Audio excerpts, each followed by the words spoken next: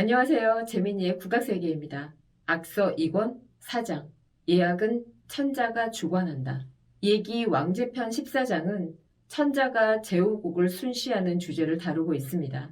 천자는 제후국을 5년마다 돌며 시찰합니다. 주나라는 봉건 제도를 실시한 국가입니다.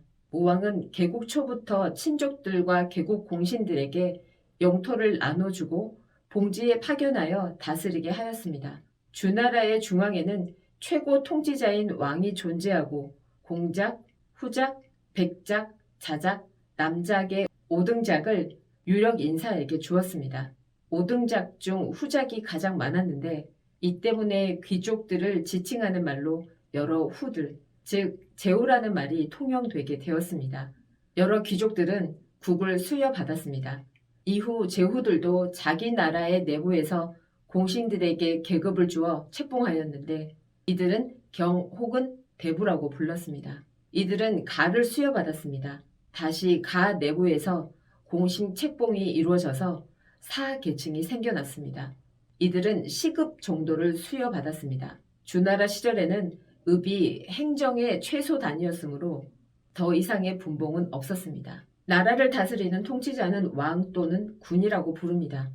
그런데 주나라 중앙의 최고 통치자를 제후국의 군주와 구별할 때는 천자, 즉 하늘의 아들이라고 부릅니다. 천자는 5년마다 제후국을 돌며 여러 가지를 확인합니다. 악서 2권 4장은 이 중 일부를 다루고 있습니다. 천자는 5년마다 제후국을 순시한다. 의전을 담당하는 관리에게 계절과 달을 고려하게 하여 날짜를 잡는다. 제후국을 돌며 율관, 예, 악, 제도, 의복을 통일한다. 예와 악을 바꾼 군주는 천자의 명령에 복종하지 않은 것이다. 그런 군주는 멀리 추방한다. 천자가 제후국을 돌면서 점검하려는 것은 율, 예악, 제도, 의복입니다. 율을 한국어 번역서에서는 법률이라고 해석합니다. 그런데 영어 번역에서는 율을 기준 율관으로 이해합니다. 저는 후자의 해석이 문맥상 적절하다고 생각합니다.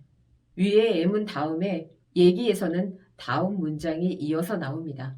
제도와 의복을 바꾼 자는 반역을 일으킨 것이다. 반역한 군주는 처벌한다. 예기 왕제 14장은 예악, 제도, 의복을 마음대로 바꾼 제후는 처벌한다는 점을 언급합니다. 그러나 법률을 바꾼 군주를 어떻게 조치한다는 내용은 없습니다. 그러므로 율은 법률이 아니라 율관이라고 보는 것이 문맥에 어울립니다. 율관은 악에 포함되는 것이므로 율관을 변경하는 군주에 대한 문제는 악을 언급하는 문장으로 처리되는 것입니다. 악서의 저자 진양이 예기의 대목을 인용한 이유는 예악의 통일이 왜 필요한지 말하고 싶었기 때문입니다.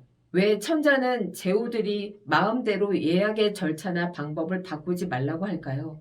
진양은 다음과 같이 그 이유를 해설합니다. 예악이 천자에게서 나오면 도가 천하에 있고 예악이 제후에게서 나오면 천하에 도가 없다. 그래서 천자는 제후의 나라를 시찰한다.